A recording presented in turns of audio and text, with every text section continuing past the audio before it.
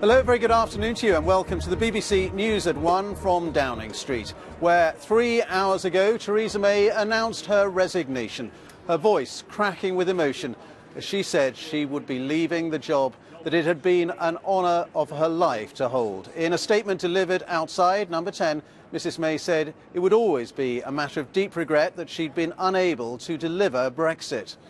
Well, she will resign as party leader formally on the 7th of June, then stay on as caretaker Prime Minister while the party decides her successor. Theresa May has agreed with the chairman of the Tory backbenchers that the leadership contest should begin the following week on the 10th of June.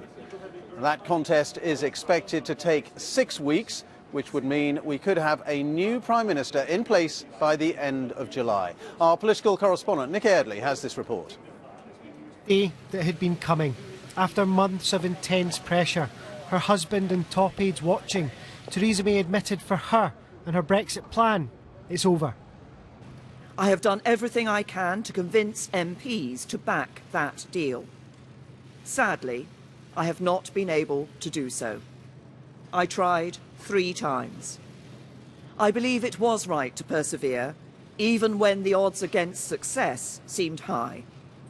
But it is now clear to me that it is in the best interests of the country for a new Prime Minister to lead that effort.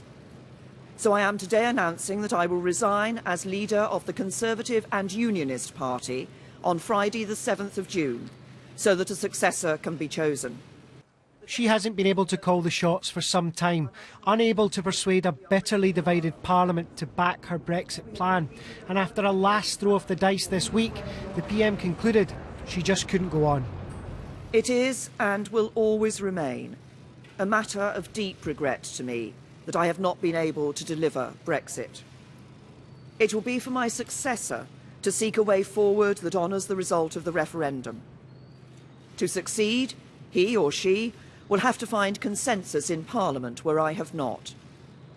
Such a consensus can only be reached if those on all sides of the debate are willing to compromise. That will be easier said than done. Mrs May leaves behind a party that's split on what comes next, the latest in a long line of Tory leaders brought down over Europe.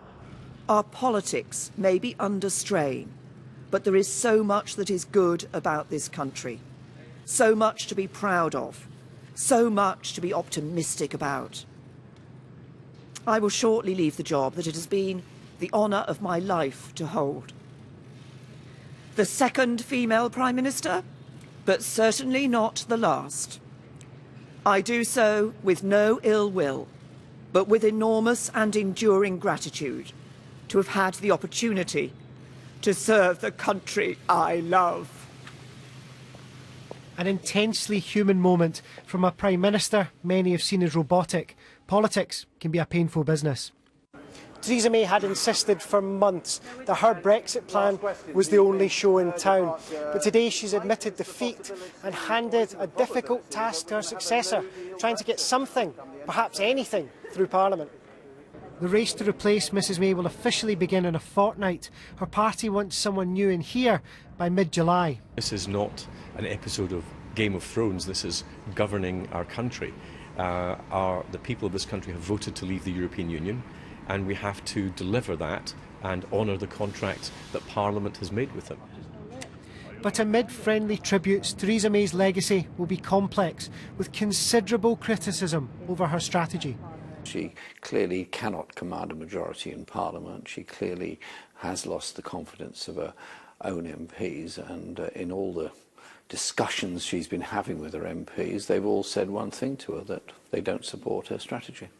We've got to recognise there is a need for a change of direction in this country. And she's not offered it, and I'd be very surprised if any of her successors offered it.